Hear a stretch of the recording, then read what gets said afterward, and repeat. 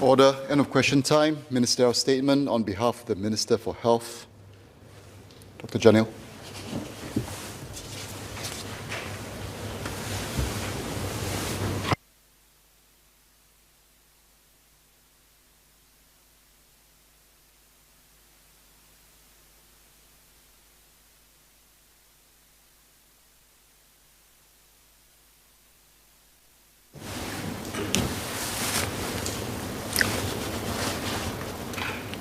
Mr. Speaker, may I have your permission to deliver this statement on behalf of the Minister for Health?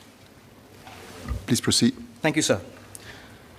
Sir, from today's order paper, I will address oral questions 1 through to 10, written question 14, as well as questions filed by Ms. Herting Roo, Associate Professor James Lim, Mr. Liang Eng Hua, Mr. Leong Man Wai, Ms. Mariam Jaffar, as well as Mr. Murali Pillai for future sittings. Members may wish to withdraw the questions filed for future sittings if they have had their questions addressed. So it has been 5 weeks since we entered the stabilization phase.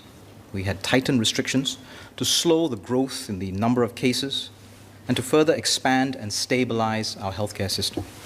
I'd like to explain to the House the current situation in the intensive care units, ICUs, and hospitals, and address questions about deaths and severe cases from COVID-19. I've been meeting the clinical teams that run the ICUs, visiting them on site to go through the operational details and speaking to their staff to understand the challenges that they face. These discussions and the insights shared are vital in helping us plan ahead should infection rates climb and severe cases increase. As of yesterday, we have 1,672 COVID-19 patients admitted into our acute hospitals, and they take up about 18% of hospital beds in our acute public hospitals, 1/8. The occupancy rate of all our general ward beds is currently at 90%, 90. For isolation beds, it is now at 85%. Of the COVID-19 patients who are hospitalized, the more serious cases will need oxygen supplementation. This number of cases continues to increase, with 284 cases currently needing oxygen support in the general wards. The most serious cases need ICU care. The proportion of COVID-19 cases requiring ICU care is at about 0.3% today.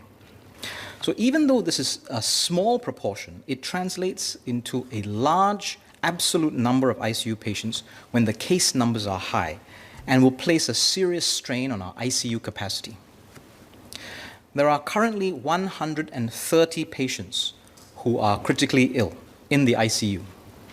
Some are intubated and require a mechanical ventilator. All of these patients require the continuous care of the ICU team. They occupy around 60% of the 219 ICU beds currently reserved for COVID-19 patients. These patients stay for an average of 11 to 15 days in the ICU, and some stay for up to a month in the ICU. Besides COVID-19 cases, there are also non-COVID-19 patients with life-threatening medical conditions who require ICU care, adding to the sustained load that our hospitals have to bear. Our public hospitals currently operate about 163 adult ICU beds for these patients, with an average occupancy of close to 80%. In comparison, in 2019, before COVID-19 struck, we had 298 adult ICU beds, and the average occupancy rate was 63%. So we have been reducing the non-COVID-19 ICU beds in order to cope with more COVID-19 patients. This is one of the key trade-offs when we increase the number of COVID-19 ICU beds. We have had to increase the total number of ICU beds to 382 for both COVID-19 and non-COVID-19 patients over the past 2 months. And the need to increase the capacity of our healthcare system is a heavy burden carried by the staff, our healthcare workers. Already, our hospitals are feeling the manpower crunch. Signs of fatigue can be seen amongst our healthcare workers. It's been over 20 months of continuous daily battle against the pandemic, a large proportion of our healthcare workers have not had the opportunity to take leave since 2020. And over 90% of them, 90% of them will not be able to clear their accumulated leave for 2021. This is clearly a much higher proportion compared to the past 2 years. Our healthcare workers have gone and continue to go way beyond the call of duty to care for their patients. The hospitals are trying to minimize having staff work overtime. For the month of September, our nurses worked for an average of 160 to 175 hours per month.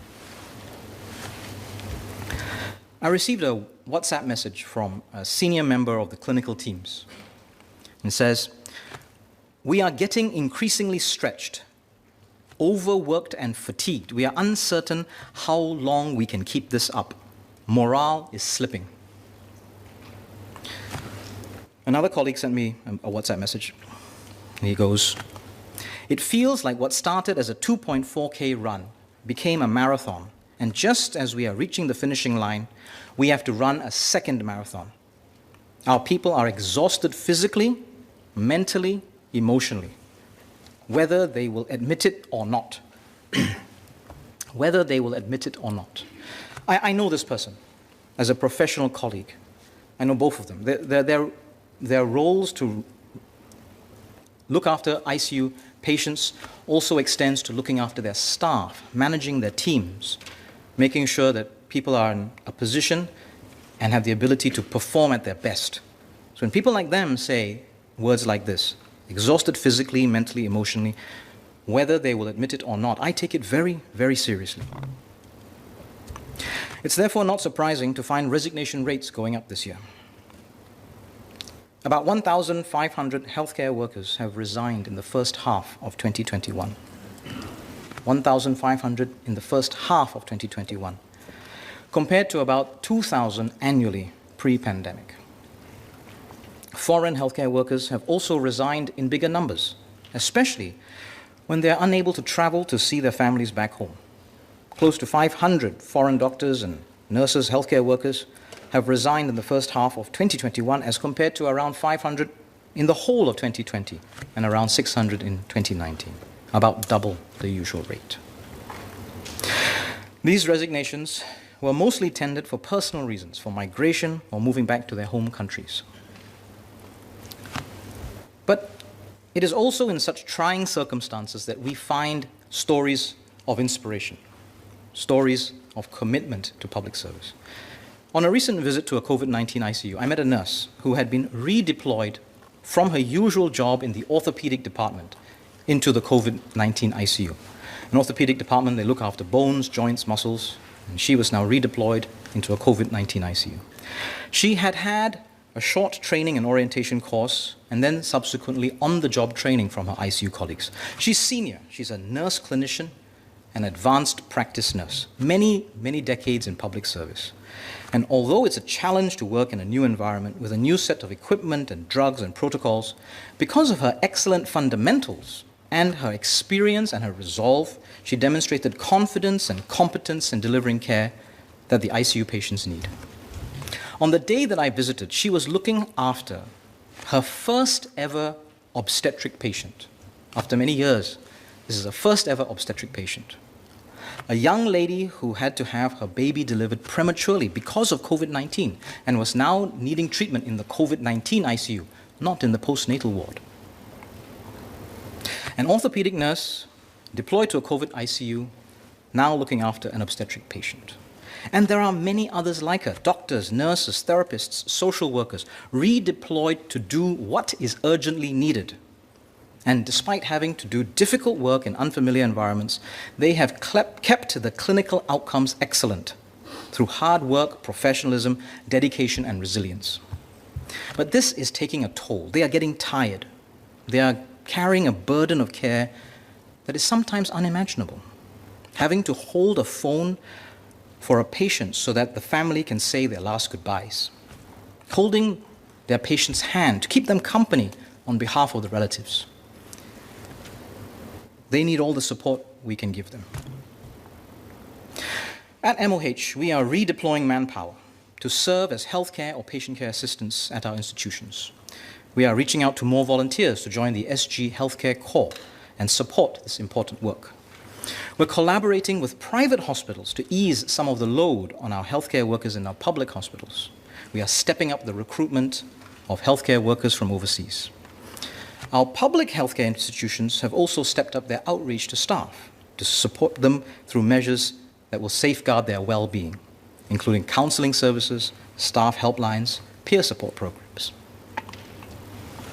To Dr. Tan Wu Meng's question about hospital departments factoring in sick leave as one of the indicators of work performance, there have previously been isolated incidents, but this practice has ceased. Healthcare workers who are concerned about the way sick leave affects their performance appraisals can approach their union, the Ministry of Manpower, or the Ministry of Health for assistance. Besides addressing the issues of manpower, we've also been working with public, community, and private hospitals to set aside more beds for COVID-19 patients. We have also stood up COVID-19 treatment facilities, which have close to 2,000 beds with an occupancy of 50% or less. We are continuing to add further capacity to our CTFs with a view to reach around 4,000 beds in November. We will expand our ICU capacity further in preparation for a potential rise in severe cases. We are currently working with our hospitals to ramp up from 219 to 280 ICU beds for COVID-19 patients. These can be ready this week. If needed, our next expansion will be to 350 beds. We have been repurposing existing hospital wards, such as single rooms and isolation rooms, into additional ICU beds. We have been augmenting ICU manpower by deploying previously trained ICU staff to help with patient care. And non-ICU staff have also been brought in, as I described earlier, and they work under the supervision of ICU-trained staff. The shift pattern of nurses may have to be adjusted in order to cater to these needs, and this has already started to happen in some hospitals.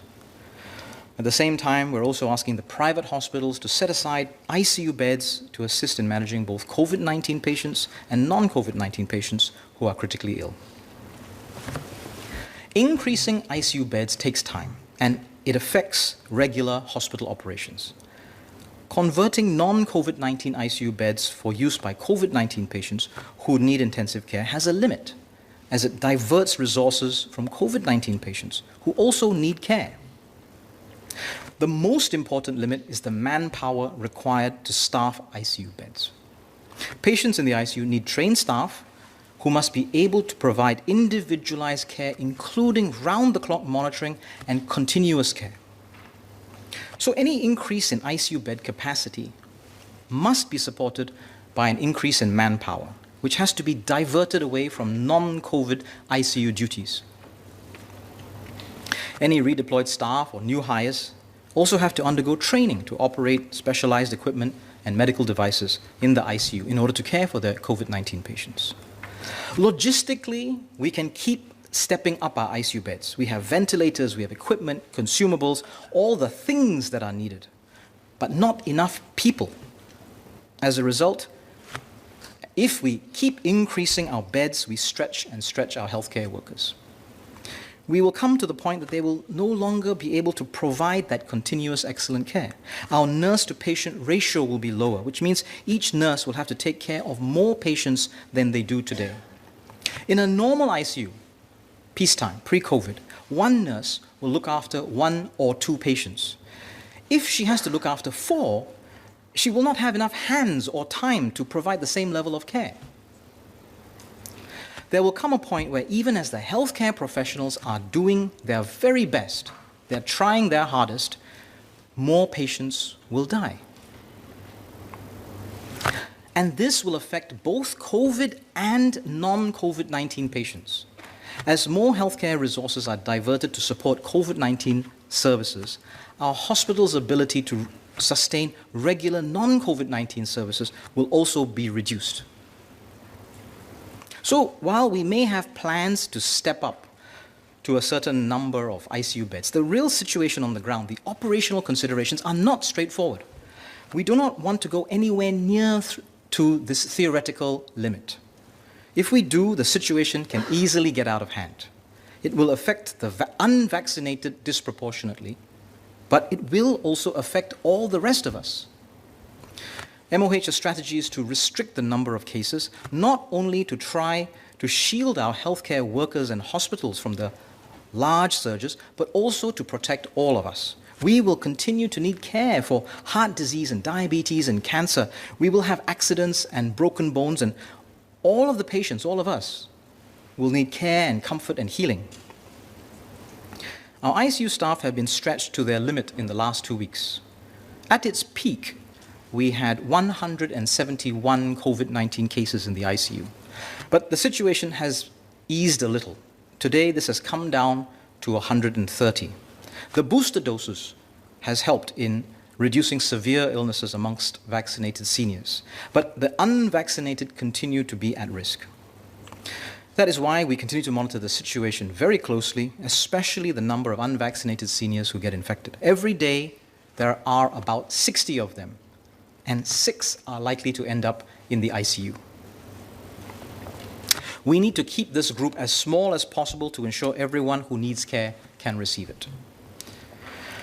Thankfully, because of our high vaccination coverage, almost all cases, about 99%, have had no or mild symptoms.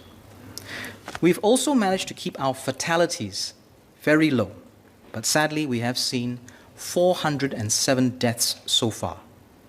Each death is a tragedy and a loss felt by the family, the patient's loved ones, and the care team.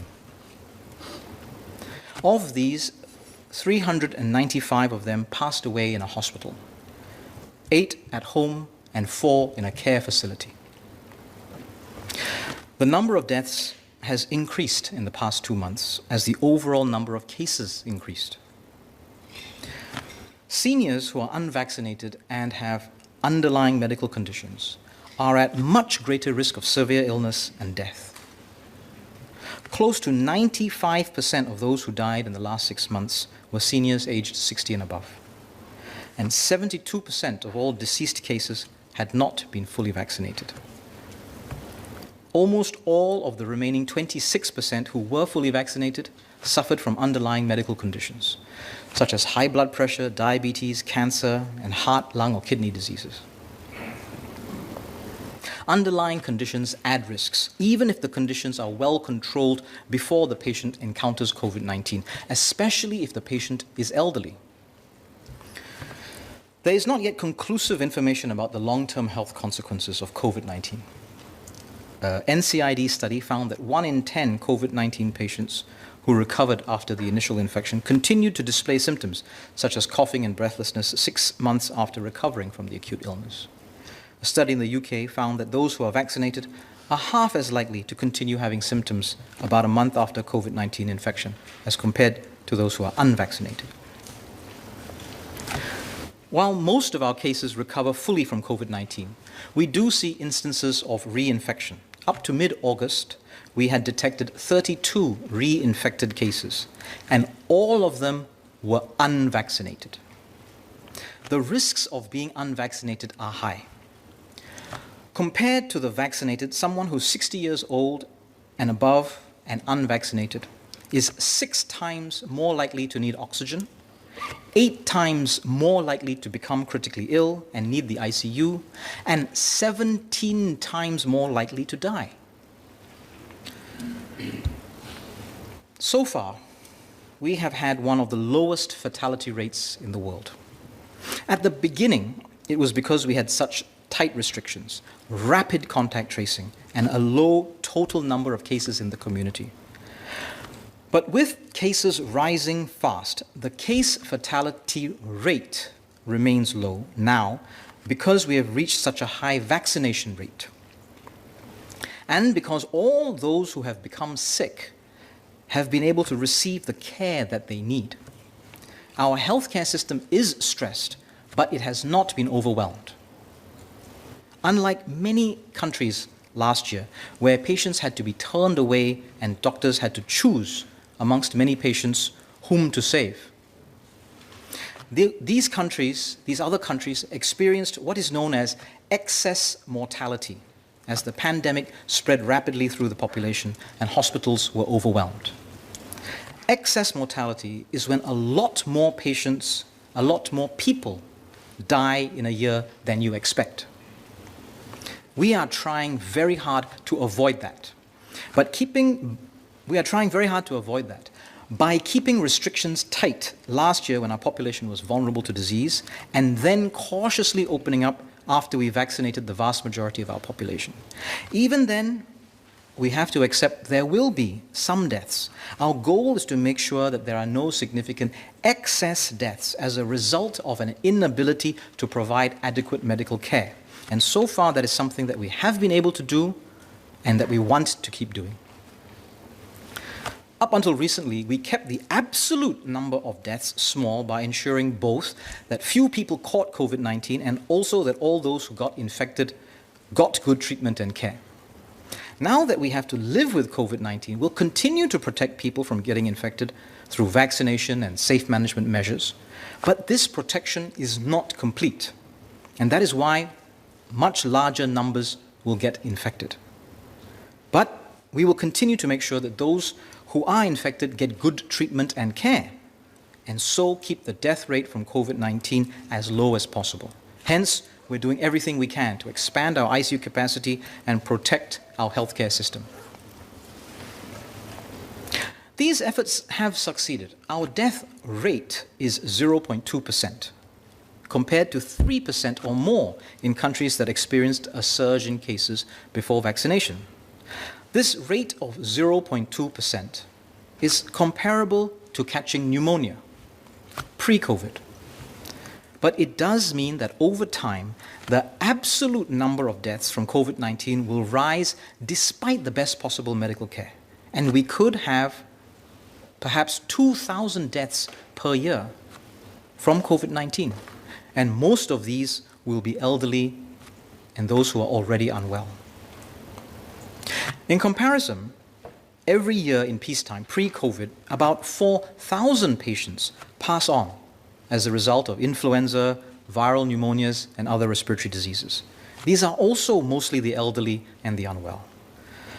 And that is why we keep emphasizing the importance of vaccination and boosters. We must make sure that everyone who's infected with COVID-19 will receive proper medical care by our healthcare workers and the hospital system and be given the best possible chance to fight the disease. We have got to this point in our fight against COVID-19 without excess mortality. We've managed to continue to provide excellent healthcare for all COVID-19 and non-COVID-19 patients. I'm extremely proud of my colleagues, co-workers and friends who man the wards, clinics and many other sites where they perform their duties. And we should place a high value on maintaining the standard. What we are trying to do has not yet been done by any other country. We are trying to get to the point where the combination of high vaccination rates, booster jabs, and even more boosting from mild infections means that COVID-19 will no longer spread as an epidemic in Singapore. And we are trying to get there without excess mortality, what no other country has done yet before. In other words, though we will have fatalities as a result of COVID-19, we will not see more overall deaths than we would in a normal non-COVID year. Nearly every other country that has arrived at that destination has paid a high price in lives. I hope my explanation has helped members understand why, although we say we are living with COVID-19, we cannot just open up and risk having the number of cases shoot up, because more and more cases will translate into more and more ICU beds used. And beyond a certain point, that will force us to accept a lower standard of care, and hence have more deaths that could have been prevented. Despite our best efforts, events may well overtake us, and we may have no choice in the matter. If, despite our caution, ICU cases rise sharply, we will still do our very best to look after every patient. But at what level of care? I would strongly prefer if we can avoid that dreadful scenario. We need to continue to manage the overall number of cases in our population, even as we continue to increase our hospital capacity. In all of this, there is hope. The main reason why we got to this point in the fight with COVID-19 with such low mortality rates is our people. I've spoken at length about the staff that I've met in the ICUs. It applies to all our healthcare workers in the emergency departments, in the clinics, in the PHPCs, our swabbers, our MOH, back-end, backroom, contact tracers. Across every sector, everyone has given their all, together with an ongoing commitment to excellence in service. MOH and the healthcare teams will continue to train staff, increase beds, and expand ICU capacity. My MOH colleagues and I will keep working directly with the ICU directors and clinical leads to help them. They know better than me how to manage their patients and provide clinical care, but they need support and resources and policies that allow them to optimize their outcomes. We will help to look after them and their staff. And all of us can continue to play our part. Vaccination remains critical. Every single extra person who gets vaccinated makes a difference to themselves and for all of us. Getting your booster shot as soon as you're eligible makes a difference. Following the safe management measures makes a difference. Regular testing makes a difference. Using the right healthcare resources appropriately makes the difference. The current situation will not last forever. We will eventually come out of this. Eventually, enough of us will be vaccinated or will have been infected that we will see the case numbers come down and the situation stabilize. But in getting there, we should try to keep the number of deaths as low as possible. That we got to this point where after nearly 2 years of fighting a pandemic, I can explain our hope to maintain one of the lowest case fatality rates in the world is a small miracle. It didn't happen by chance. It happened because Singaporeans stood together, looked out for each other, did their duty, and put the interests of others ahead of their own. And the healthcare workers of Singapore have done all this and much, much more, caring for us all. I received another message from a colleague. We are one of the few countries in the world where ICU teams don't have to worry about resources and equipment. Very grateful for that. Healthcare workers have given everything in the last 2 years. We have held ourselves up to the highest standards. We have the lowest mortality in the world. Our people are still pushing on. Our people are still pushing on. The healthcare workers that we are worried about are also the same healthcare workers who are committed to doing what is needed to look after all their patients. They will do their duty, do their best, and try their hardest. Words will never be enough, but I express our gratitude on behalf of this House. Thank you.